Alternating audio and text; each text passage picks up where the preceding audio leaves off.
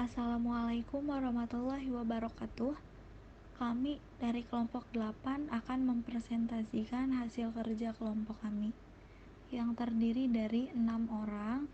Yang pertama ada Rizky Ayu Lestari, yang kedua Muhammad Fahrul, yang ketiga Rosi Miliani, yang keempat Nadia Sarifeani, yang kelima Jihanur Hidayanti, dan yang keenam Muhammad Robil.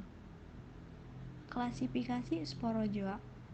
Materi pembahasan klasifikasi sporozoa.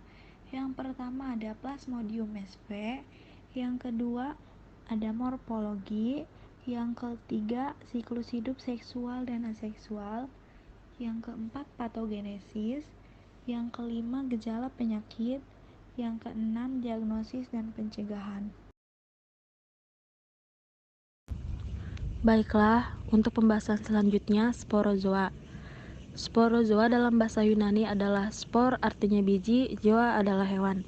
Merupakan kelompok protista uniseluler atau bersel satu pada salah satu tahapan dalam siklus hidupnya dapat membentuk sejenis spora. Sporozoa hidup sebagai parasit pada tubuh hewan dan manusia. Siklus hidup sporozoa agak kompleks karena melibatkan lebih dari satu inang.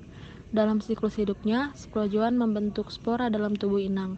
Selain itu, pada siklus hidup juga terjadi spolusasi, yaitu pembelahan setiap inti sel secara berulang-ulang sehingga menghasilkan banyak inti yang masing-masingnya dikelilingi oleh sitoplasma, dan terbentuklah individu baru. Klasifikasi sporozoa. Kelas Sporozoa memiliki 3 sifat yang berbeda antara genus yang satu dengan genus yang lain. Perbedaan itu berupa: baiklah, yang pertama, genus Protozoa yang hidup di dalam sel darah merah dan memerlukan vektor biologis. Sifat ini terdapat pada genus Plasmodium. Yang kedua, genus Prozoan yang hidup di dalam intestinal dan tidak memerlukan vektor biologis. Sifat ini terdapat pada genus Isospora dan genus Eimeri. Yang ketiga, parasit yang hidup di dalam sel endotel, leukosit, monokuloid, cairan tubuh, sel jaringan tuan rumah dan belum diketahui vektor biologisnya. Sifat ini yang dapat pada genus Toxoplasma. Assalamualaikum warahmatullahi wabarakatuh.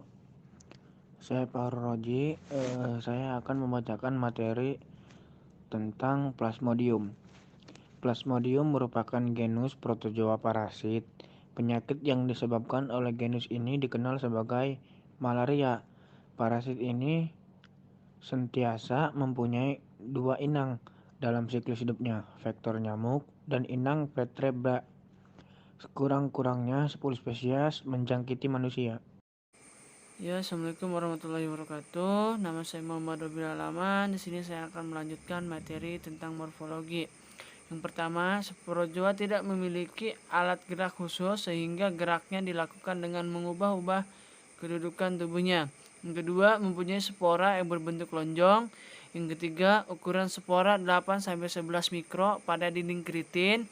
Yang keempat, mempunyai kapsul polar pada arteriol berpasangan pada bentuk labu berukuran sama, terletak pada sudut sumbu longitudinal dengan ujung posterior. Yang kelima, dari depan ujung arteriol sama dengan lebar posterior. Yang keenam, dinding kutub tidak jelas. Baik, materi selanjutnya yaitu tentang siklus hidup seksual dan aseksual. Siklus hidup dimulai ketika hifa filoid membentuk struktur konidia yang kemudian membelah menghasilkan konidiospora. Konidiospora akan tersebar dan dapat bergerminasi pada kondisi yang sesuai membentuk hifa filoid.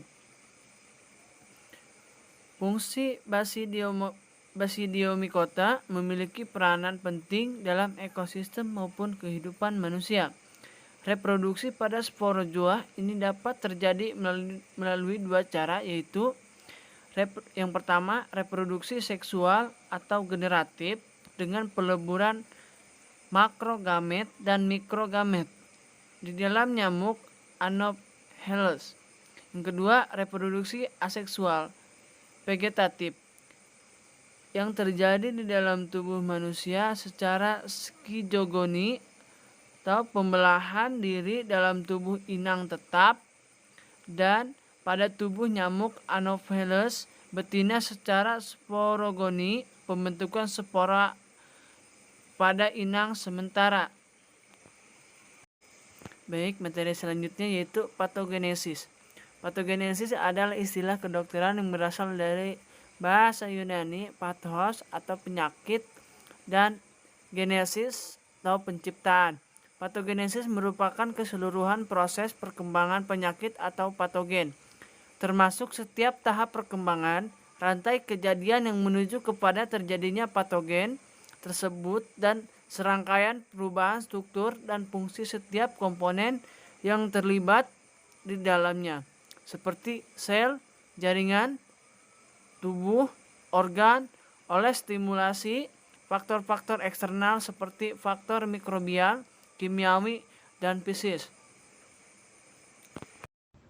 Assalamualaikum warahmatullahi wabarakatuh. Perkenalkan, nama saya Nadia Syarifyani. Saya akan membacakan materi gejala penyakit klinis malaria. 1. Badan terasa lemas dan pucat karena kekurangan darah dan keringat. 2. Nafsu makan menurun. 3.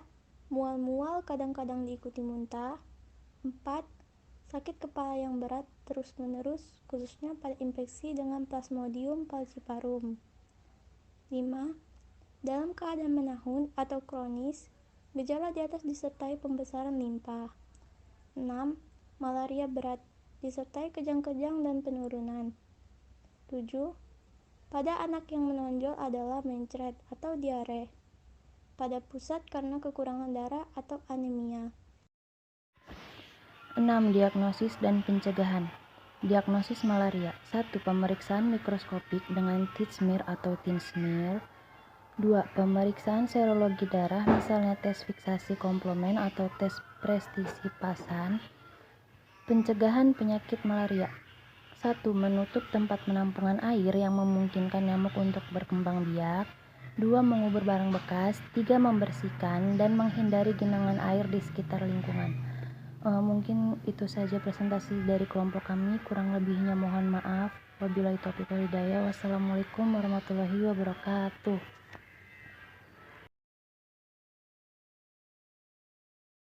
Terima kasih semuanya.